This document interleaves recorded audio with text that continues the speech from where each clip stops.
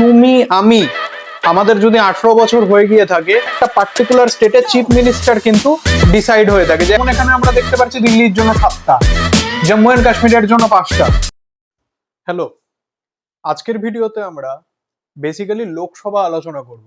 Lok Sabha actually কি, তার composition কিরকম, তার টেনিওর কত, এই সমস্ত জিনিস নিয়ে আমরা আলোচনা করব। আগের দিনের যে ভিডিও তার সাথে জিনিসটাকে তুমি কানেক্ট করার চেষ্টা করো। তো টপিকের হেডিং আমরা লিখতে পারি কি, লোকসভা। এবার যদি আগের দিনের ভিডিওর সাথে কানেক্ট করো, তাহলে এই লোকসভা অ্যাকচুয়ালি কি। আমি বলেছিলাম যে আমাদের যে ইউনিয়ন গভর্নমেন্ট রয়েছে, ইন্ডিয়ার যে আর কি ইউনিয়ন গভর্নমেন্ট রয়েছে, সেটাকে আমরা বেসিক্যালি দুটো ক্যাটাগরিতে ভাগ করে আমরা আলোচনা করব। যে ইউনিয়ন গভর্নমেন্ট রয়েছে সেটাকে আমরা দুটো ক্যাটাগরিতে ভাগ করে আলোচনা করব। একটাকে আমরা বলবো হচ্ছে ইউনিয়ন এক্সিকিউটিভ, এটাও আগের দিন বলেছিলাম।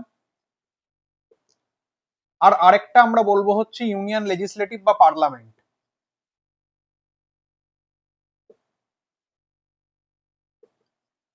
ইউনিয়ন এক্সিকিউটিভটা তোমাদের পরের চ্যাপ্টারে রয়েছে। ইউনিয়ন লেজিসলেটিভটা আসলে কিছুই না, সেটা হচ্ছে পার্লামেন্টকে বোঝাচ্ছে।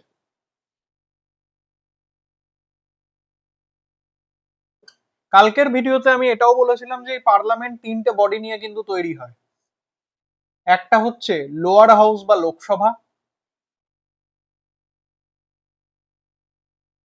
একটা হচ্ছে আপার হাউস বা রাজ্যসভা,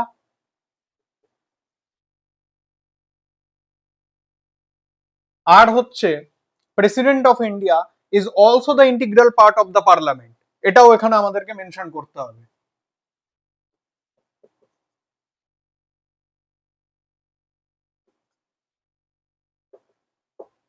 ঠিক আছে, এখন আমার বেসিক্যালি যেটা আলোচনা করা উচিত সেটা হচ্ছে যে পার্লামেন্টের যে লোয়ার হাউসের কথা আমরা বলছি, এটা হচ্ছে লোয়ার হাউস আর এটা হচ্ছে আপার হাউস। আমি কালকে কি বলেছিলাম যে এই লোকসভার যে আর কি ইলেকশনটা হয় না, সেটা হয় direct election. Direct in the sense কিরকম, ডাইরেক্ট ইলেকশন মানে তুমি আমি আমাদের যদি 18 বছর হয়ে গিয়ে থাকে, তাহলে আমরা কিন্তু ডাইরেক্টলি কিন্তু ভোট দিয়ে এর যারা রিপ্রেজেন্টেটিভ, লোকসভার যে রিপ্রেজেন্টেটিভ বা লোকসভার যারা এমপি, তাদেরকে আমরা কিন্তু ইলেক্ট করে থাকি। এতটুকু জিনিস ক্লিয়ার হয়েছে। এটা লোকসভার ক্ষেত্রে হয়। তার মানে লোকসভার ক্ষেত্রে যে ইলেকশনটা হয় সেটা হচ্ছে ডাইরেক্ট ইলেকশন। যেমন 2024-এই লোকসভার ইলেকশন ইন্ডিয়াতে হয়েছিল, তাই না? 2024-এ লোকসভার ইলেকশন হয়েছিল, যেখানে আমরা দেখতে পেয়েছি যে নরেন্দ্র মোদী আবার প্রাইম মিনিস্টার হয়ে এসছে। এবার দেখো যে তার মানে এখানটা আমরা কি বলছি, যে ডাইরেক্ট ইলেকশনের কথা বলছি। ডাইরেক্ট ইলেকশন কত বছর অন্তর হয়? জেনারেলি ডাইরেক্ট ইলেকশন হয় 5 ইয়ার্স, মানে হচ্ছে প্রত্যেক 5 বছরে একবার করে হয়। জেনারেলি জেনারেলি 5 ইয়ার। ডাইরেক্ট ইলেকশন মানে আমি কি বললাম, যে ডাইরেক্ট ইলেকশন মানে আমি তুমি সাধারণ মানুষ, যে পিপলস অফ ইন্ডিয়া যখন আর কি ডাইরেক্ট আর কি ভোট দিয়ে ইলেক্ট করছে এই লোকসভার আর কি মেম্বারদের, তখন আমরা সেটাকে ডাইরেক্ট ইলেকশন কিন্তু বলছি। কিন্তু রাজ্যসভার মেম্বাররা কিন্তু ইনডাইরেক্ট ইলেকশনের থ্রু যায়। ইনডাইরেক্ট ইলেকশন কিরকম তোমরা জানবে, যে লোকসভার ইলেকশন ছাড়াও আরেকটা ডাইরেক্ট ইলেকশন হয়, সেটা হচ্ছে স্টেট লেজিসলেটিভ অ্যাসেম্বলি বা বিধানসভার ইলেকশন। হ্যাঁ, যার মাধ্যমে একটা পার্টিকুলার স্টেটের চিফ মিনিস্টার কিন্তু ডিসাইড হয়ে থাকে যে একজন কে চিফ মিনিস্টার আর কি হবে। ঠিক আছে, তো সেই স্টেট লেজিসলেটিভ অ্যাসেম্বলির যখন আর কি ইলেকশনটা হয়, তখন আমরা আবার লোকসভার মতনই ডাইরেক্টলি ইলেক্ট করি স্টেট লেজিসলেটিভ অ্যাসেম্বলির মেম্বারদের। এবার যে স্টেট লেজিসলেটিভ অ্যাসেম্বলির মেম্বাররা ইলেক্ট হলো আমাদের আমাদের মানে আমরা যে স্টেট লেজিসলেটিভ অ্যাসেম্বলির মেম্বারদের আর কি অ্যাপয়েন্ট করলাম, তারা এবার কি করে থাকে, এই রাজ্যসভার মেম্বারদের কি করে থাকে, ইলেক্ট করে থাকে।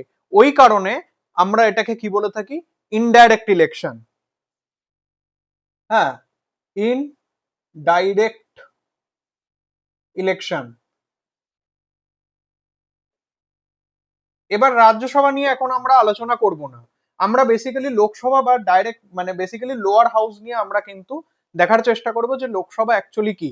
এবার দেখো, আমি একটা বারবার কথা বলছি যে এই যে ডাইরেক্ট ইলেকশনের থ্রু যে আমরা লোকসভার মেম্বার অর্থাৎ এমপিদের যে আর কি ইলেক্ট করছি, সেই এমপিদের মধ্যে থেকে আমি কালকে বলেছিলাম যে এমন একটা পার্টি থাকে যে কিনা আর কি এমন একটা পার্টি বা একটা কোনো পার্টির কোয়ালিশন, এই লোকসভার যে টোটাল সিট ক্যাপাসিটি এখন হচ্ছে তোমার 550 হচ্ছে টোটাল স্ট্রেংথ, এই স্ট্রেংথের হাফ প্লাস ওয়ান, অর্থাৎ অ্যাকচুয়ালি ইন্ডিয়াতে এখন ম্যাজিক ফিগার হচ্ছে 272। কালকে বলেছিলাম যে এই 272 সিট, 272 সিটস যে পার্টিটা মানে সিঙ্গেল হ্যান্ডেডলি বা কোয়ালিশনের দ্বারা এই 272 পার্টিকুলার আর কি সিটটা আর কি পাবে, তাকে ছুট দেওয়া হবে, তাকে কনস্টিটিউশন কি ছুট দেবে যে তুমি গভর্নমেন্ট ফর্ম করো। গভর্নমেন্ট ফর্ম করো মানে কি, এই লোকসভা থেকেই, লোকসভার ইলেক্টেড মেম্বারদের থেকেই, অবশ্যই এই লোকসভার ইলেক্টেড মেম্বারদের থেকেই ইউনিয়ন এক্সিকিউটিভ কিন্তু অ্যাপয়েন্ট হয়ে থাকে। এই ইউনিয়ন এক্সিকিউটিভ আর কেউ না, এই ইউনিয়ন এক্সিকিউটিভ আমি বলেছিলাম যে council of minister headed by the prime minister. Council of ministers headed by the PM, prime minister. হ্যাঁ, তার মানে এই কাউন্সিল অফ মিনিস্টারের মধ্যে কে কে আছে, তুমি রিয়েল এক্সাম্পল দিয়ে যদি ধরো, আমাদের প্রাইম মিনিস্টার নরেন্দ্র মোদী, কোনো সন্দেহ নেই। কাউন্সিল অফ মিনিস্টারের মধ্যে অন্যান্য আদার্স মিনিস্টারদের মধ্যে তুমি অমিত শাহের নাম জানো, অমিত শাহ হোম মিনিস্টার হিসেবে কাজ করে। জয়শঙ্করের নাম জানো তোমরা, ফরেন অ্যাফেয়ার্স মিনিস্টার হিসেবে কাজ করে। রাজনাথ সিং এর নাম জেনে থাকতে পারো, যে কিনা আর কি ডিফেন্স মিনিস্টার হিসেবে কাজ করে। এদের সবাইকে নিয়ে কিন্তু একটা কাউন্সিল অফ মিনিস্টার, যাকে প্রিসাইড করে থাকে প্রাইম মিনিস্টার, সেইটা কিন্তু তৈরি হয়, সেটাই হচ্ছে ইউনিয়ন এক্সিকিউটিভ। এই ইউনিয়ন এক্সিকিউটিভ আমরা পরের চ্যাপ্টারে দেখব।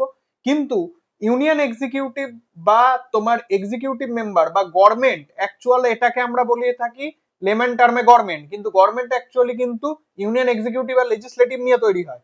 তো গভর্নমেন্ট বা ইউনিয়ন এক্সিকিউটিভ হতে গেলে তোমাকে আগে হতে হবে কি, member of parliament. Member of parliament either Lok Sabha, member of parliament either Rajya Sabha. এতটুকু জিনিসে কোনো সমস্যা নেই। হ্যাঁ, তার মানে এইখানে ধরো হচ্ছে 272টা সিট ধরো, আমরা ধরলাম এনডিএ গভর্নমেন্ট পেয়েছে, এনডিএ একটা পার্টি সে পেয়েছে, যার মধ্যে বিজেপিও আসে, ঠিক আছে। এবার এই যে এনডিএ পার্টির মধ্যে থেকে কিছু member council of minister form করছে। হ্যাঁ, ওটা হতে পারে 15 to 20, এরকম কিছু মেম্বার কাউন্সিল অফ মিনিস্টার কিন্তু ফর্ম করছে। এতটুকু জিনিসে কোনো সমস্যা নেই। তো আজকে আমরা এই লোকসভা নিয়ে কিন্তু অ্যাকচুয়ালি দেখার চেষ্টা করব যে কি কি পয়েন্ট আমাদের নোটে, যে নোটটা আমি প্রোভাইড করেছিলাম আজকের ভিডিওতে, আমি আবার ওটা প্রোভাইড করব। বেসিক্যালি কি কি এই লোকসভার কি কি ক্যারেক্টারিস্টিক বা লোকসভার মধ্যে কি কি আমাদের জানতে হবে। লোকসভা আসলে কি, যে পার্লামেন্টের একটা উইং হচ্ছে লোকসভা। ক্লিয়ার হয়েছে? নেক্সট দেখি তাহলে লোকসভা সম্পর্কে কি বলছে। এতটুকু গল্প ক্লিয়ার হয়ে গেছে যে লোকসভা থেকেই ইউনিয়ন এক্সিকিউটিভ কিন্তু অ্যাকচুয়ালি ফর্ম হয়ে থাকে। ওই কারণে তুমি জানবে ইউনিয়ন এক্সিকিউটিভকে, মানে এই council of minister headed by the prime মিনিস্টারকে সর্বদা লোকসভার কাছে কিন্তু অ্যাকাউন্টেবল থাকতে হয়, লায়েবল থাকতে হয়, দায়বদ্ধ থাকতে হয়। ঠিক আছে? এতটুকু জিনিস ক্লিয়ার হয়েছে যে এটা আমাদের কনস্টিটিউশনের, আমাদের যে ইন্ডিয়ান কনস্টিটিউশন তার আর্টিকেল 75 এই কথাটা বলে যে কাউন্সিল অফ মিনিস্টারকে সর্বদা কিন্তু পার্লামেন্টের মধ্যে স্পেসিফিক ভাবে লোকসভার কাছে কিন্তু অ্যাকাউন্টেবল থাকতে হয়, কারণ লোকসভার মেম্বার অফ পার্লামেন্টই কিন্তু এক্সিকিউটিভকে ফর্ম করে থাকে। ক্লিয়ার?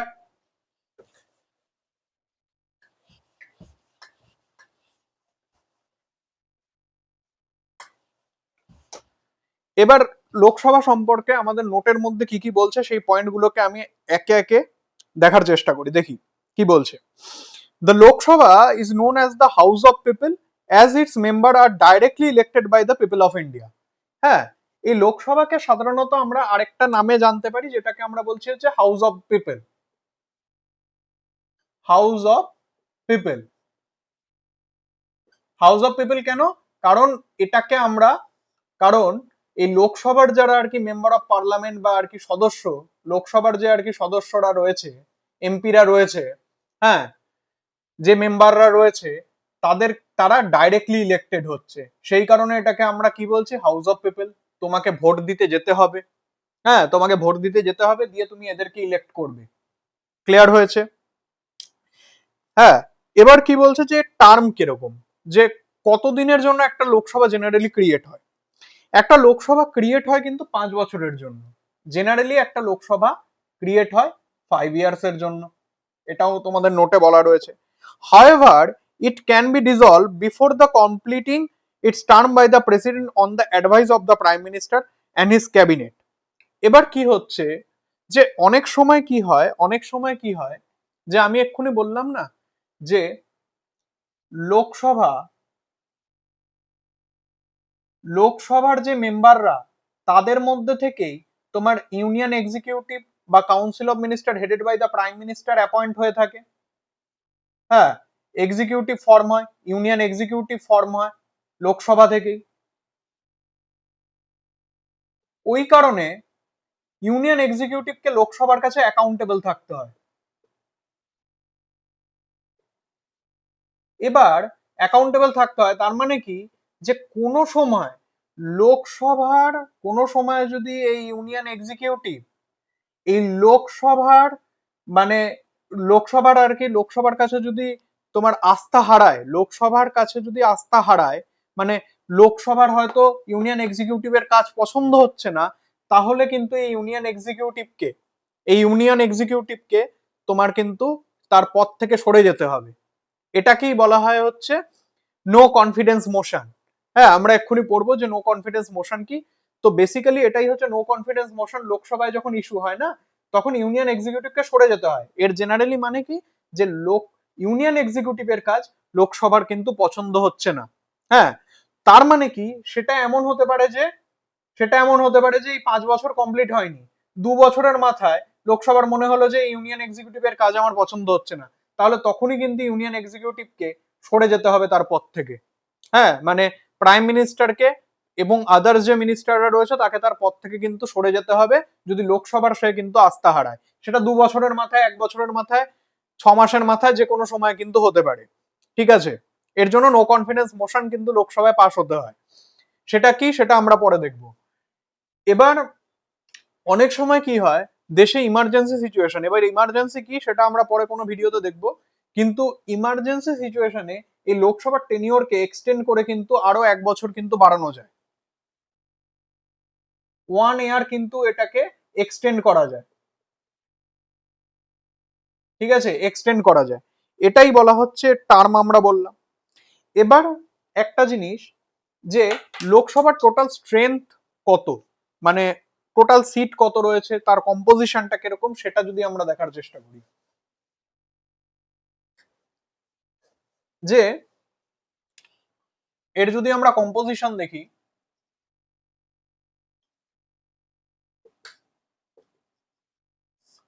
এর কম্পোজিশনটা কিরকম, লোকসভার কম্পোজিশনটা কিরকম, মানে এর টোটাল সিট কতগুলো রয়েছে, টোটাল সিট কতগুলো রয়েছে যার উপরে তোমার বেসিক্যালি ইলেকশনটা হবে। তো 2020 2020 একটা কনস্টিটিউশনাল অ্যামেন্ডমেন্ট অ্যাক্ট এসেছিল, যাকে আমরা বলি হচ্ছে 104 কনস্টিটিউশনাল অ্যামেন্ডমেন্ট। কনস্টিটিউশন অ্যামেন্ডমেন্ট মানে কি, যে কনস্টিটিউশনের মধ্যে চেঞ্জেস, কনস্টিটিউশনের মধ্যে চেঞ্জেস, সেটা হচ্ছে কনস্টিটিউশনাল অ্যামেন্ডমেন্ট তাকে বলে।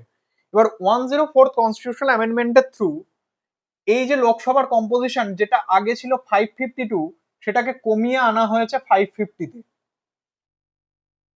ঠিক আছে, কমিয়ে আনা হয়েছে কততে, 550-তে। এবার এখানে আমাদের মাথায় রাখতে হবে যে এই এখন অ্যাট প্রেজেন্ট 550 এই যে স্ট্রেংথ, সেই স্ট্রেংথের মধ্যে থেকে 19টা আসে ইউনিয়ন টেরিটরি থেকে। ইউনিয়ন টেরিটরিতে সিট অ্যালট করা হয়। কোন কোন ইউনিয়ন টেরিটরি, কোন কোন 19টা ইউনিয়ন টেরিটরি, আমরা একটু ম্যাপে দেখার চেষ্টা করি, তাহলে জিনিসটা একেবারে ক্লিয়ার হয়ে যাবে। হ্যাঁ, বেসিক্যালি দিল্লি, দিল্লি থেকে হচ্ছে 7টা সিট হচ্ছে আসে। আমি কিসের মধ্যে বলছি, 19টার কথা বলছি, 90 সিটস এর কথা আমরা কাউন্ট করছি, যেটা ইউনিয়ন টেরিটরি। দিল্লি হচ্ছে 7টা, জম্মু এন্ড কাশ্মীর এ হচ্ছে 5টা, দেখো 7 আর 5-এ 12টা হয়ে গেল। দামান and Diu, Dadra and Nagar Haveli এইখান থেকে হচ্ছে দুটো, এতটুকু ক্লিয়ার হয়েছে। লাদাখ থেকে একটা, চণ্ডীগড় থেকে একটা, এখানে আন্দামান নিকোবর থেকে একটা, পুদুচেরি থেকে একটা, প্লাস হচ্ছে এখানে দেখবে হচ্ছে এখানে রয়েছে হচ্ছে লাক্ষাদ্বীপ, সেই লাক্ষাদ্বীপ থেকে একটা। টোটাল হচ্ছে 19 সিটস। টোটাল কতগুলো সিটস হলো? টোটাল আমরা বললাম হচ্ছে 19 সিটস। এই 19 সিটস কিন্তু ইউনিয়ন টেরিটরির মধ্যে ডিভাইড করা রয়েছে লোকসভার। হ্যাঁ, মানে এই ইউনিয়ন টেরিটরি গুলো থেকে তোমার 19 মেম্বার্স টোটাল কিন্তু আর কি অ্যাপয়েন্ট হবে। হ্যাঁ, এবার স্টেটের জন্য কত? তুমি 550 থেকে মাইনাস করে দাও 19। 550 থেকে তুমি বেসিক্যালি মাইনাস করে দাও 19, 531। হ্যাঁ, এই 531, এই 531 বা 530 এগুলো হচ্ছে ডাইরেক্ট ইলেকশন কোথা থেকে? স্টেটের জন্য। এগুলো হচ্ছে কোথা থেকে? যে এগুলো এগুলো অ্যালট থাকে হচ্ছে স্টেটের জন্য। এতটুকু ক্লিয়ার হয়েছে যে বেসিক্যালি স্টেটের জন্য এই 531 স্টেট। এবার কোন স্টেটের জন্য কতটা সিট অ্যালট করা হবে বা কোন ইউনিয়ন টেরিটরির জন্য কতটা সিট অ্যালট করা হবে, যেমন হ্যাঁ তোমাদের মাথায় আসতে পারে দিল্লি তো ছোট, জম্মু কাশ্মীর তো বড়, কিন্তু তবুও জম্মু কাশ্মীরকে আমরা মাত্র 5টা সিট দিচ্ছি আর দিল্লিকে 7টা সিট দিচ্ছি। এটা কেন হয়ে থাকে? এটা ডিপেন্ড করে ওই পার্টিকুলার আর কি জিওগ্রাফিক্যাল এরিয়ার পপুলেশনের উপরে। যার পপুলেশন যত বেশি, সে তত বেশি রিপ্রেজেন্টেশন লোকসভায় কিন্তু পাবে। হ্যাঁ, সিটের দিক থেকে। যেমন স্টেটের মধ্যে যদি দেখি, স্টেটের মধ্যে ইউপির হচ্ছে পপুলেশন সবচেয়ে বেশি, ইউপি, উত্তরপ্রদেশের। তো ওই কারণে এর সিট ক্যাপাসিটি হচ্ছে লোকসভাতে সবচেয়ে বেশি। ওই কারণে তোমরা জানবে যে বলে কি, একটা কথাই আছে যে ইউপি যার, যে পার্টির ইউপি, হ্যাঁ, গভর্নমেন্ট তার। মানে যে আর কি ইউপির আর কি ম্যাক্সিমাম আর কি 80 বা 82 এরকম কিছু অ্যাপ্রক্সিমেট আমি ধরে নিই, এক্সাক্ট নাম্বারটা আমার মাথায় নেই, যাই হোক এই অ্যাপ্রক্সিমেট হচ্ছে এখানে আমরা ইউপির কথা বলছি, তো এই ইউপির হচ্ছে 80 বা 82 এরকম কিছু সিটস লোকসভায় কিন্তু অ্যাকচুয়ালি আছে।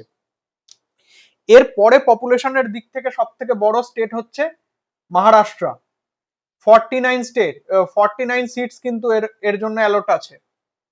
হ্যাঁ, আর তারপরে হচ্ছে ওয়েস্ট বেঙ্গল, তারপরে আমাদের ওয়েস্ট বেঙ্গল যেখানে 42 সিটস হচ্ছে তোমার পার্টিকুলার ভাবে কার জন্য, যে লোকসভার 42 সিটস হচ্ছে অ্যালট আছে ওয়েস্ট বেঙ্গলের জন্য। এটা কিসের উপরে ডিপেন্ড করছে? এটা পপুলেশনের উপরে ডিপেন্ড করছে, নাকি জিওগ্রাফিক্যাল এরিয়ার উপরে ডিপেন্ড করছে। যদি জিওগ্রাফিক্যাল এরিয়ার উপরে ডিপেন্ড করতো তাহলে তুমি ওয়েস্ট বেঙ্গলের কখনোই 42 সিটস দেখতে না, কারণ ওয়েস্ট বেঙ্গল ভারতের অন্যান্য স্টেটগুলোর তুলনায় অনেকটাই কিন্তু ছোট। ক্লিয়ার হয়ে গেছে এতটুকু? এতটুকু পয়েন্টে কোনো সমস্যা নেই। এরপরে নেক্সট আমরা দেখার চেষ্টা করব, এটা তো আমরা বললাম বেসিক কম্পোজিশনের কথা আমরা অ্যাকচুয়ালি বললাম। নেক্সট আমি আর কি এখানটা আর কি দেখতে পারছি সেটা একটু দেখি। হ্যাঁ, the president May appoint the 2 member of the Anglo Indian community. এবার দেখো এখানে এই নোটটায় কি বলার হচ্ছে যে প্রেসিডেন্ট দুজন অ্যাংলো ইন্ডিয়ান আর কি যে মেম্বারকে অ্যাপয়েন্ট তিনি করতে পারবেন। সে কিন্তু পার্টিকুলার আর কি পিপলস অফ ইন্ডিয়ার দ্বারা ডাইরেক্টলি ইলেক্টেড হচ্ছে না। কিন্তু তোমাদের একটা মাথায় রাখতে হবে, আমি এখানে একটা 104 কনস্টিটিউশন অ্যামেন্ডমেন্ট বলেছি, যেখানে এই যে 552 থেকে সিট কমিয়ে আমি 550 করেছি। এই যে দুটো সিট দেখো এখানে মাইনাস হয়েছে, এই দুটো সিট আসলে কিছুই না। এই যে অ্যাংলো ইন্ডিয়ান যে আর কি প্রতিনিধি বা অ্যাংলো ইন্ডিয়ান মেম্বারের কথা বলা হচ্ছে, এটা কিন্তু এখন আর এক্সিস্ট করছে না। মানে এই যে 2024 এর যে লোকসভা ইলেকশন, সেখান থেকে কিন্তু এই অ্যাংলো ইন্ডিয়ান পার্টিসিপেশনের কিন্তু আর কোনো এক্সিস্টেন্স কিন্তু আমরা দেখতে পাই না। এটা কিন্তু তোমরা কারেক্ট করে নিও নোটের মধ্যে। এটা হচ্ছে রিসেন্ট ডেভেলপমেন্ট, ঠিক আছে? এরপরে দেখো যে বেসিক্যালি এখানটা আর কি বলছে, আর কি বলছে দেখো এখানে হচ্ছে যে এবার আমাদের এটা তো আমরা বললাম হচ্ছে কম্পোজিশন কিরকম হচ্ছে লোকসভার, সিট কম্পোজিশন কিরকম। এবার যদি ধরি যে বেসিক্যালি কোয়ালিফিকেশন কিরকম, কোয়ালিফিকেশন অ্যাকচুয়ালি লোকসভার মেম্বার হতে গেলে লাগে। লোকসভার মেম্বার হতে গেলে লাগে মানে কি, এটাকে বলি যে আমি বলছি না যে লোকসভার একজন মেম্বারকে ইলেক্ট করতে গেলে মানে পিপলস অফ ইন্ডিয়া কি করছে, ডাইরেক্ট ইলেকশন করছে, ডাইরেক্টলি ইলেক্টেড, ডাইরেক্টলি ইলেক্টেড কাকে করছে? লোকসভার এমপিদের, লোকসভার আর কি এমপিদের, লোকসভার এমপি। তো এই লোকসভার এমপি হতে গেলে তার কিছু বেসিক বেসিক আর কি কোয়ালিফিকেশন তো লাগবে। তুমি এমনি এমনি তো তোমাকে লোকসভার এমপির জন্য আর কি তুমি তো আর ভোটে লড়তে পারো না, তার জন্য বেসিক কিছু কোয়ালিফিকেশন লাগবে। সেটা আমাদের কনস্টিটিউশন আর রিপ্রেজেন্টেশন অফ পিপল অ্যাক্ট এই দুটো ডিসাইড করে দিয়েছে। কারা ডিসাইড করেছে তোমাদের অত জেনে দরকার নেই, কি কি কোয়ালিফিকেশন দরকার সেটা দেখো। কোয়ালিফিকেশন কি বলছে, যে he should be a citizen of India and should not be less than the 25 years of age. মানে কি বলতে চাইছে, যে তাকে অবশ্যই সিটিজেন অফ ইন্ডিয়া হতে হবে। কাকে? এই যে লোকসভার এমপি হওয়ার জন্য যে আর কি কন্টেস্ট করছে, যে আর কি লড়ছে, ঠিক আছে, একজন মানে যে আর কি কন্টেস্ট করছে লোকসভার এমপি হওয়ার জন্য, তাকে অবশ্যই সিটিজেন অফ ইন্ডিয়া, ভারতের নাগরিক হতে হবে। প্লাস তার বয়স মিনিমাম 25 ইয়ার্স অফ এজ হতে হবে। ঠিক আছে, 25 ইয়ার্স এর নিচে হলে কিন্তু তুমি লোকসভার এমপির জন্য পদের জন্য কিন্তু কন্টেস্ট কিন্তু করতে পারবে না। এতটুকু জিনিস ক্লিয়ার হয়ে গেছে। নেক্সট কি বলছে, his name should be in the electoral role in the some part of the country. এবার মানে কি, ইলেকটোরাল রোলের মধ্যে তোমার নাম থাকবে, এই কথাটার মানে কি? এটার মানে হচ্ছে, সিম্পল কথায় যদি আমি এখানটা বলার চেষ্টা করি, সিম্পল কথায় যদি আমি বলার চেষ্টা করি, যে ইলেকটোরাল রোলে নাম থাকার অর্থ হচ্ছে, ধরো তুমি তুমি ভোট দাও, তুমি ভোট দাও বেসিক্যালি, আমি রাহুল গান্ধীর কথাই ধরে নিই, রাহুল গান্ধীর কথাই ধরে নিই। রাহুল গান্ধী ধরো দিল্লিতেই অ্যাকচুয়ালি থাকে, আর তার দিল্লির ইলেকটোরাল রোলে নাম রয়েছে, মানে যখন ভোট হবে তখন দিল্লি কনস্টিটিউয়েন্সিতে সে ভোট দেবে। কে? রাহুল গান্ধী। রাহুল গান্ধী ভোট দেবে কোথায়? দিল্লি কনস্টিটিউয়েন্সিতে। কিন্তু রাহুল গান্ধী মেম্বার অফ পার্লামেন্টের জন্য আর কি কন্টেস্ট করছে, লোকসভার মেম্বার অফ পার্লামেন্টের জন্য। এবার সে চাইলে কিন্তু ইউপি এবং কেরালা এই সমস্ত জায়গা থেকে কিন্তু কন্টেস্ট করতে পারে। তার মানে কি, তার মানে কি ইউপিতে সে as a member of parliament contest করছে, মানে এমন না যে তাকে ইউপির তোমার বাসিন্দা বা ইউপির ওই পার্টিকুলার এলাকার মানুষ হতে হবে, হ্যাঁ, বা কেরালার লোক হতে হবে। কেরালায় as a member of parliament হিসাবে সে আর কি কন্টেস্ট লোকসভায় করছে বলে তার মানে এটাই না, মোটেই না, যে তাকে এখানের লোক হতে হবে। সে ইন্ডিয়ার, এই পুরো ইন্ডিয়ার যে কোনো জায়গাকার ইলেকটোরাল রোলে তার যেন নাম থাকে। ইলেকটোরাল রোলে নাম থাকা মানে দেশের কোনো একটা জায়গায় সে বেটা কি করবে, যে ভোট দেওয়ার যেন অধিকারী হয়। ঠিক আছে, ভোট দেওয়ার যেন সে আর কি অধিকারী হয়। এটাই এখানে কিন্তু বোঝানো হচ্ছে। যেমন এটা তোমরা জানো কিনা জানি না, যেমন আমাদের কনস্টিটিউয়েন্সি হচ্ছে ব্যারাকপুর কনস্টিটিউয়েন্সি। ব্যারাকপুর কনস্টিটিউয়েন্সিতে কিছুদিন আগে একটা রিজিওনাল পার্টি আছে, সেই রিজিওনাল পার্টির একজন এমপি, সে ছিল হচ্ছে গুজরাটের লোক। তার ইলেকটোরাল রোলে নাম ছিল কোথায়? গুজরাট। মানে সে যখন ভোট দেবে তখন গুজরাটে তাকে ভোট দিতে হবে। কিন্তু সে কোন কনস্টিটিউয়েন্সির, মানে কোন কনস্টিটিউয়েন্সির এমপি হওয়ার জন্য লড়ছে? ব্যারাকপুর কনস্টিটিউয়েন্সির, যেটা ওয়েস্ট বেঙ্গলের মধ্যে পড়ছে। এতটুকু জিনিস ক্লিয়ার হয়ে গেছে, এটাই হচ্ছে এখানে বোঝাতে চাইছে। লোকসভার ইলেকশনে এটা হয়। নেক্সট আমরা এখানটা আর কি বলছি, যে হ্যাঁ, যে he should not be under ডেপ্ট and should be able to meet his or her financial requirement. মানে কি, সে কখনোই যেন মানে এমন একটা সিচুয়েশনে না থাকে যে তার মাথায় প্রচুর লোন রয়েছে, হ্যাঁ, মানে সে ইনসলভেন্ট বা ব্যানক্রাফট এই জাতীয় যেন সিচুয়েশন না হয়।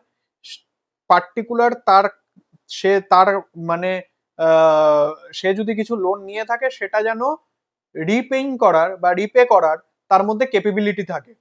ঠিক আছে, কোনো ব্যাংক কোনো পার্টিকুলার ভাবে কোর্টের থ্রু সে যেন ইনসলভেন্ট ডিক্লেয়ার যেন না হয়। এটা একটা ইয়ে। অবশ্যই তাকে একজন সাউন্ড মাইন্ডেড হতে হবে। Sound minded in the sense হচ্ছে, হ্যাঁ, মানে তুমি কখনোই যেন মেন্টালি চ্যালেঞ্জড বা মেন্টালি এম্পায়ার্ড পার্সন কিন্তু হলে হবে না। মেন্টালি চ্যালেঞ্জ পার্সন হলে কিন্তু হবে না, সেটা একটা কোর্ট কিন্তু ডিক্লেয়ার করবে। হ্যাঁ, প্লাস তুমি কোনো অফিস অফ প্রফিটে থাকতে পারবে না। অফিস অফ প্রফিটে মানে কি? অফিস অফ প্রফিট মানে হচ্ছে ইউনিয়ন গভর্নমেন্ট,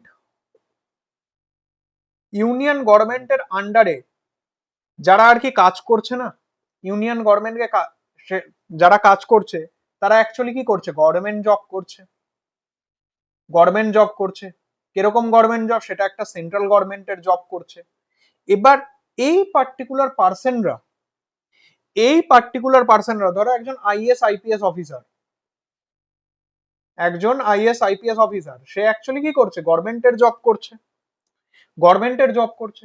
এবার তাকে যদি লোকসভার এমপি হিসেবে কন্টেস্ট করতে হয় না, তাহলে তাকে আগে গভর্নমেন্ট জবটা থেকে কি করতে হবে? রিজাইন করতে হবে।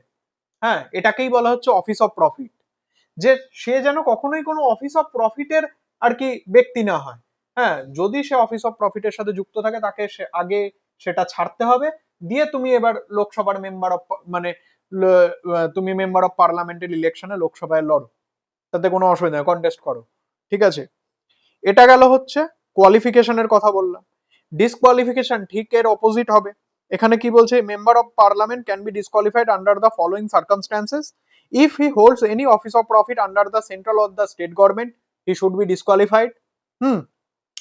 If any court declared him to be unsounded mind, আমি বললাম মেন্টাল চ্যালেঞ্জ যদি কোনো পার্সন হয় তাকে, আর সেটা যেন অবশ্যই একটা কোর্ট ডিক্লেয়ার করে, এমন না যে পাড়ার লোক এসে বলছে ও তো আনসাউন্ডেড মাইন্ড বা মেন্টাল চ্যালেঞ্জড পার্সন। হ্যাঁ, পাড়ার লোক বললে হবে না, একটা কোর্টকে ডিক্লেয়ার করতে হবে, তবেই তুমি এই as a member of parliament লোকসভায় কিন্তু কন্টেস্ট করতে পারবে না। ক্লিয়ার হয়ে গেছে? নেক্সট আমি কি বলছি, যে he is an insolvent or has no been able to pay his debt. আমি বারবার বললাম যে সে যদি আর কি ইনসলভেন্ট হয়, মানে কোনো লোনকে রিপে করার ক্যাপাসিটি যদি তার না থাকে, তাহলে সে কিন্তু বেসিক্যালি লোকসভার এমপি হওয়ার যে ডাইরেক্ট ইলেকশন হচ্ছে বা লোকসভার যে ইলেকশন হচ্ছে তাতে কিন্তু কন্টেস্ট করতে পারবে না। ঠিক আছে, তারপরে আর কি আমরা বলছি, যে if it is found that he is not a citizen of India or he is willingly acquired the citizenship of any foreign foreign state. মানে এখানটায় এটাই বলতে চাইছে যে সে যদি আর কি ভারতের সিটিজেন মানে ইন্ডিয়ার সিটিজেন যদি না হয় বা ইন্ডিয়ান সিটিজেন, কিন্তু ধরো অন্য কোনো দেশের আর কি বেসিক্যালি সে আর কি কি করছে, যে সিটিজেনশিপ অ্যাকোয়ার করছে। আচ্ছা, এবার আমরা দেখব যে basically vacate of the seat মানে vacation of the seats. Vacation of the seats মানে তুমি অ্যাজ এ লোকসভার এমপি অ্যাপয়েন্ট হয়ে গেলে, এবার লোকসভার এমপি অ্যাপয়েন্ট হয়ে যাওয়ার পরে তোমার সিটটা কি, বা তোমার এই সিটটা কি, বা তুমি as a member of parliament of Lok Sabha সেই সিটটাকে ভ্যাকেন্ট হয়ে যেতে পারে। মানে তুমি ইলেক্ট হয়েছিলে as a member of parliament, হ্যাঁ, তোমার এমপি পদটা কি চলে যেতে পারে কোনো কারণে? হ্যাঁ, বেশ কিছু ক্ষেত্রে তোমার এমপি পদ চলে যেতে কিন্তু পারে।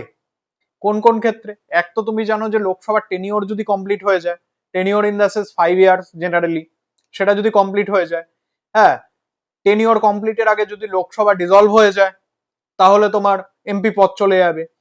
প্লাস আরো কতগুলো জিনিস কিন্তু এখানে রয়েছে, সেগুলো এখানে কি বলছে, হ্যাঁ, যে if a member of parliament resign from a seat, তুমি যদি নিজের ইচ্ছায় এমপি পদ থেকে কিন্তু রিজাইন করে বসো, তাহলে তোমার এমপি পদ অটোমেটিক্যালি চলে যাবে। এটা জেনারেল কথা। এমনকি তুমি ধরো আজকে লোকসভার এমপি হিসাবে অ্যাপয়েন্ট হয়েছো, কিন্তু এমপি হিসেবে অ্যাপয়েন্ট হওয়া মানে তো তোমাকে তো বাড়ি বসে পয়সা দেবে গভর্নমেন্ট, তা তো মোটেই না।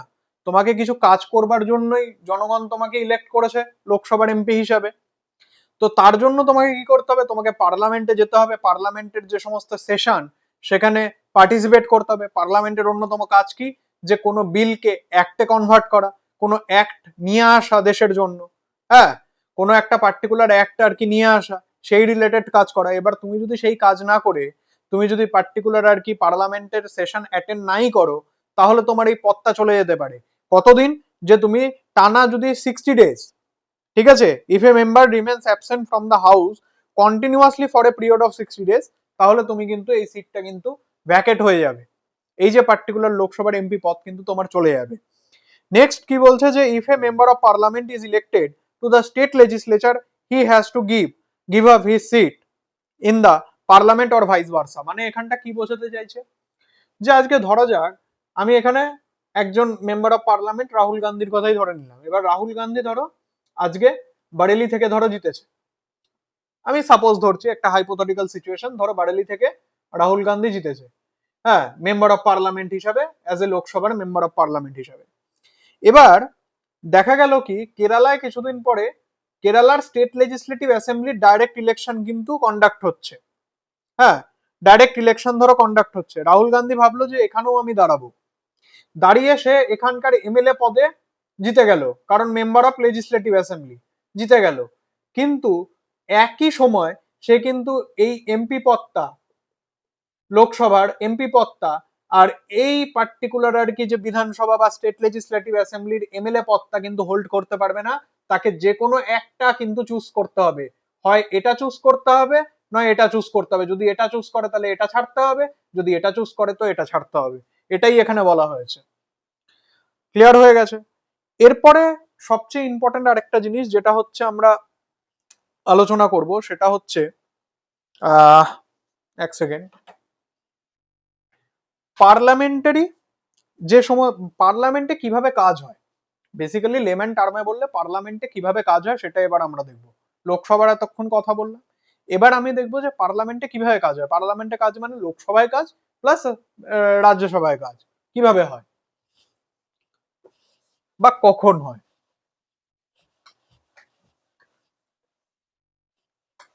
একটা পার্লামেন্টে বেসিক্যালি আর কি পার্লামেন্টারি সেশন চলে। পার্লামেন্টারি সেশন মানে কিরকম, এসি SSIONS, দেখো এটা হচ্ছে পার্লামেন্টারি সেশন। জেনারেলি একটা বছরে 3টে পার্লামেন্টারি সেশন হয়, একটা বছরে জেনারেলি 3টে পার্লামেন্টারি সেশন হয়। একটা হচ্ছে তোমার বলে হচ্ছে budget session,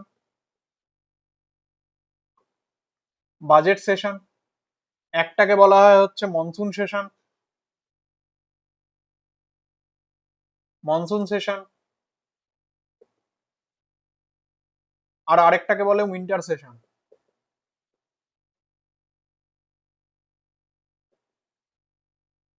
winter session.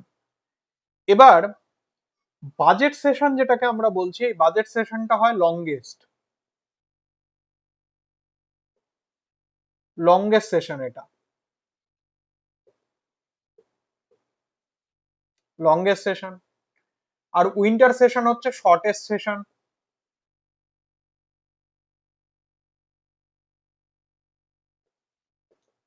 Basically এই সেশনে কি হয়, পার্লামেন্টের যে কাজটা, পার্লামেন্টের কাজ কি আমি বারবার বলছি যে কোনো বিলকে অ্যাক্টে কনভার্ট করা বা কোনো অ্যাক্টের মধ্যে চেঞ্জেস করা, নতুন কোনো অ্যাক্ট আনা ইত্যাদি যাবতীয় যে কাজ, সেইটা কখন হয় পার্লামেন্টে, পার্লামেন্ট যখন তার সেশনে থাকে।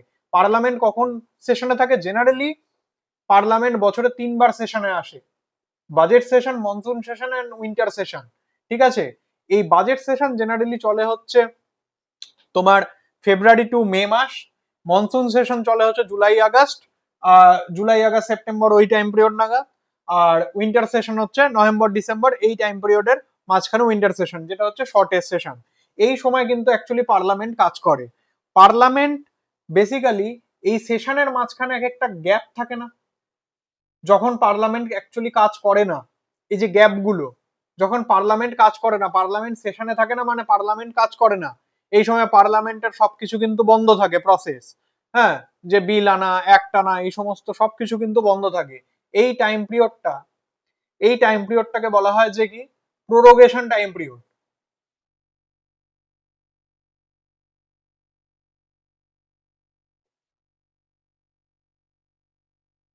প্রোরোগেশন টাইম,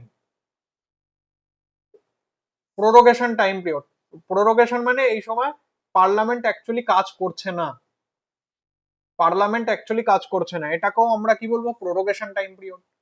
এবার এখানে আমাদের একটা জিনিস মাথায় রাখা দরকার, ধরো আমি বলছি আমি ধরলাম এই বাজেট সেশনকে আমি ধরে নিলাম। এবার বাজেট সেশন ধরো আমি বলছি যে চলছে হচ্ছে ফেব্রুয়ারি টু মে, ফেব টু মে। এবার তার মানে তো এই না যে ফেব্রুয়ারি মাসের 1 তারিখ থেকে মে মাসের সামথিং 15 বা 20 তারিখ অব্দি পার্লামেন্ট প্রতিদিন বসবে, সানডেও, সানডেতেও পার্লামেন্ট বসবে, তা তো না। সবার ছুটি দরকার, রোবট না পার্লামেন্টের লোকেরা, তাই না? রোবট না, ছুটি দরকার।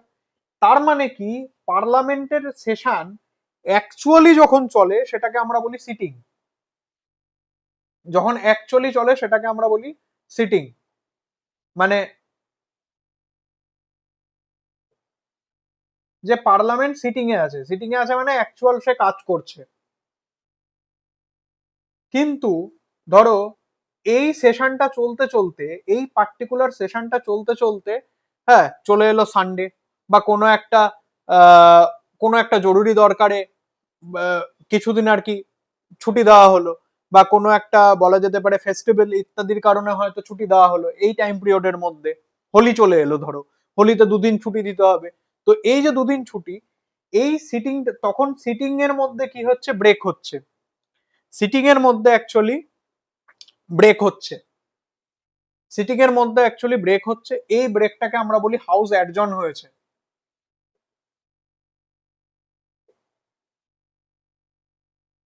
বা adjournment of the house.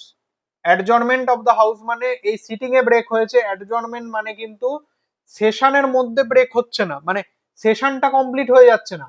Session complete হলে আমরা বলবো প্রোরোগেশন হয়েছে, যে এই সেশনটা শেষ হয়ে গেল বা এই সেশনটা শেষ হয়ে গেল, তখন বলবো হাউস প্রোরোগ। কিন্তু আমরা যদি বলি অ্যাডজনমেন্ট বলি, তার মানে একটা সেশন সেটা চলছিল ফেব্রুয়ারি টু মে অবধি চলবে, কিন্তু 2 দিন হোলির কারণে ছুটি, বা সানডের কারণে ছুটি, বা অন্য কোনো কারণে ছুটি, দেন আমরা বলবো যে তখন হচ্ছে অ্যাডজর্নমেন্ট হচ্ছে হাউসের।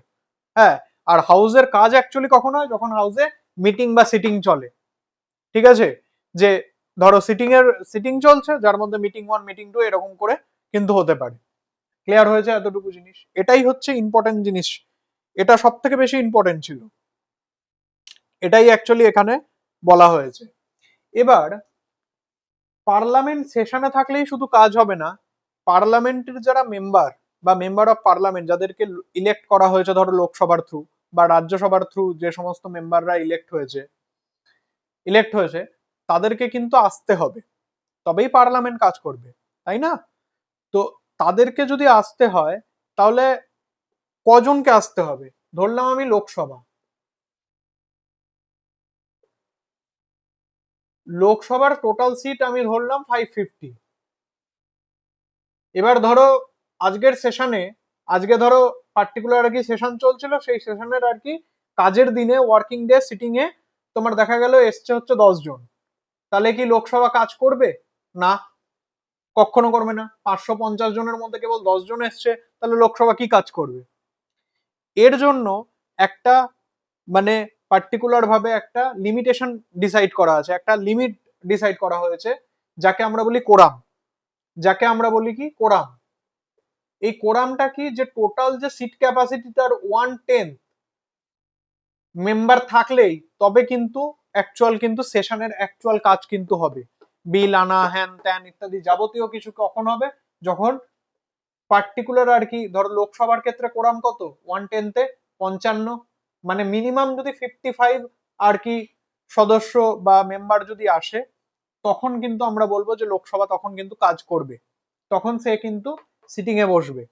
হ্যাঁ, রাজ্যসভার যেমন টোটাল স্ট্রেংথ হচ্ছে 250, রাজ্যসভার ক্ষেত্রে 1/10 করলে হচ্ছে ওই 25 ধরো, 25, মানে 25 সিট যদি আর কি হয়, মানে 25 জন মেম্বার যদি আসে, তাহলে তখনই রাজ্যসভা কিন্তু অ্যাকচুয়াল কাজ করবে। এটা এখানে এতদূর কিন্তু আমি ক্লিয়ার করে দিলাম, এখানে আর কিছু নেই। এবার আরেকটা জিনিস, আমি লোকসভা পড়ছিলাম, লোকসভার মধ্যে সব থেকে একটা দুটো ইম্পর্টেন্ট জিনিস আমাকে জানতে হবে, যে লোকসভার একজন প্রিসাইডিং অফিসার থাকে। এবার প্রিসাইডিং অফিসার কাকে বলে? প্রিসাইডিং অফিসার মানে হচ্ছে যে পরিচালনা করে।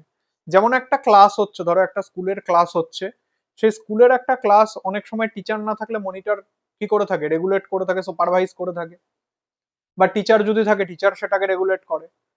তেমনি তেমনি পার্লামেন্টের লোকসভার পার্লামেন্টের যে লোকসভা মানে লোয়ার হাউস যে লোকসভা তাকে প্রিসাইড করে থাকে হচ্ছে স্পিকার।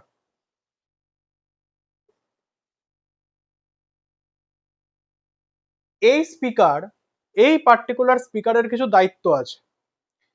সব থেকে যে ইম্পর্টেন্ট দায়িত্বগুলো নোটের মধ্যে কি কি দায়িত্ব আছে সব দেওয়া রয়েছে, কিন্তু মেন মেন যে দায়িত্বগুলো তাকে জানতে হয়। এক তো কি করা, হাউসকে প্রিসাইড করা। কোন হাউস? লোকসভা।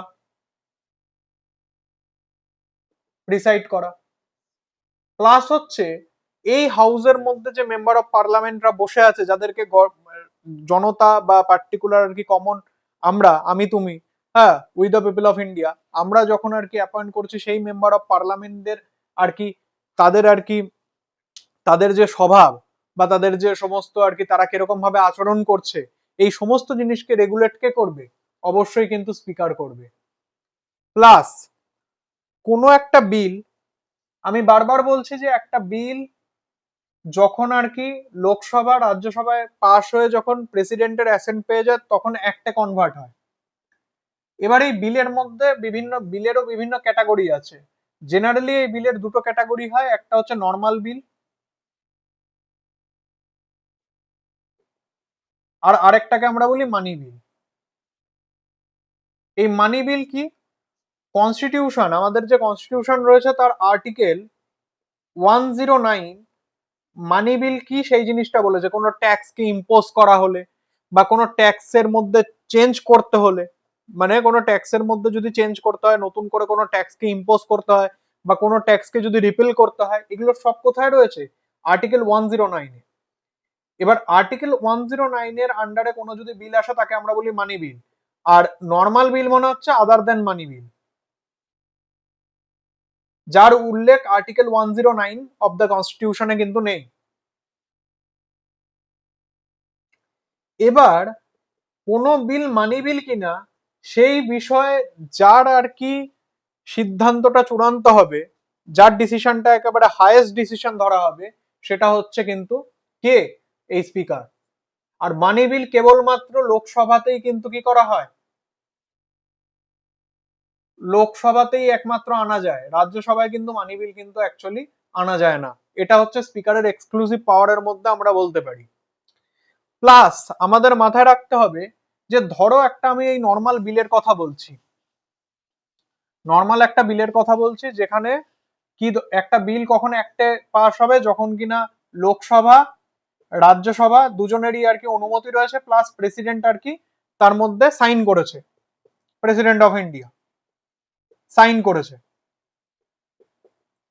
এবার দেখা গেল একটা বিল লোকসভায় তো পাশ হলো, কিন্তু রাজ্যসভা সেটাকে পাশ করতে চাইলো না, পাশ করতে মানে রাজ্যসভায় সেটা পাশ হলো না। তাহলে বিলটা তো ল্যাপস হয়ে যাওয়ার কথা, বিলটা তো শেষ হয়ে যাওয়ার কথা। এই সময় একটা যে সিচুয়েশন তৈরি হয় তাকে বলে ডেডলক। এই ডেডলকটাকে শেষ করবার জন্য প্রেসিডেন্ট অফ ইন্ডিয়া, এই president of India according to constitution article 108 একটা জয়েন্ট সিটিং কিন্তু এই লোকসভা রাজ্যসভার কিন্তু কি করে থাকে, যে ডাকে, যে জয়েন্ট সিটিং, লোকসভারও সদস্যরা আসবে সেখানে, রাজ্যসভার সদস্যরাও আসবে। এই জয়েন্ট সিটিং এ কে প্রিসাইড করে থাকে?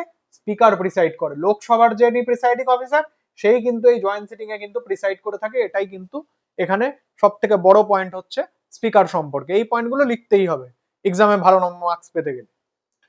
আর একটা জিনিস হচ্ছে এখানে যেটা আমাদের জানা দরকার স্পিকার রিলেটেড, যে অনেক সময় কি হয়, অ্যান্টি ডিফেকশন বলে একটা জিনিস আছে। অ্যান্টি ডিফেকশন অ্যাকচুয়ালি কি সেই জিনিসটা পরে আলোচনা করব, কিন্তু এটুকু জেনে রাখতে পারো, এটুকু জেনে রাখতে পারো যে ডিফেকশন,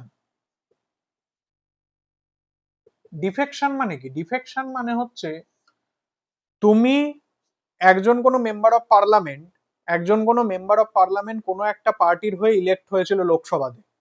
এবার লোকসভার মেম্বার অফ পার্লামেন্ট হওয়ার পরে, ওই পার্টির হয়ে হওয়ার পরে সে পার্টিটাকে চেঞ্জ করলো। হ্যাঁ, পার্টিটাকে এই যে চেঞ্জ করলো না সে, সেটাকে বলা হয় তার উপরে ডিফেকশনের চার্জ লাগলো। হ্যাঁ, পাবলিক তাকে ভোট কেন দিয়েছিল? সে সেই পার্টির হয়ে গেছিল বলে, পার্টির সে সেই পার্টির হয়ে দাঁড়িয়েছিল বলেই তাকে লোকে ভোট দিয়েছিল।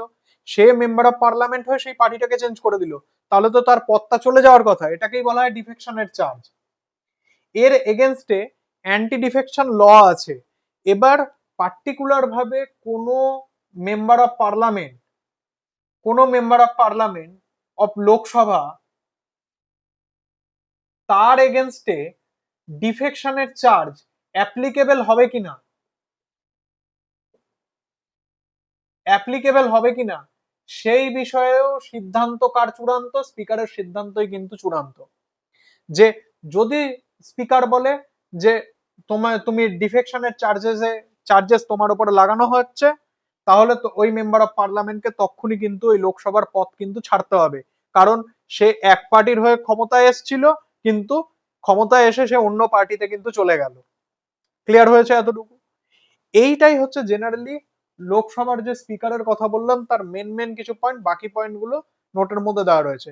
নেক্সট ভিডিওতে আমরা রাজ্যসভার কি মানে রাজ্যসভা যেটাকে আমরা আপার হাউস বলি, তার কম্পোজিশন কিরকম না কিরকম, তার টেনিওর কতটা, সেগুলো সবকিছুকে কিন্তু দেখার চেষ্টা করবো। আজকে আমরা লোকসভাকে কিন্তু বেসিক্যালি দেখলাম। আর আমার ভিডিওটা যদি ভালো লাগে তাহলে লাইক শেয়ার এন্ড সাবস্ক্রাইব করে দাও। আর নেক্সট ভিডিওতে তাহলে দেখা হচ্ছে। বাই।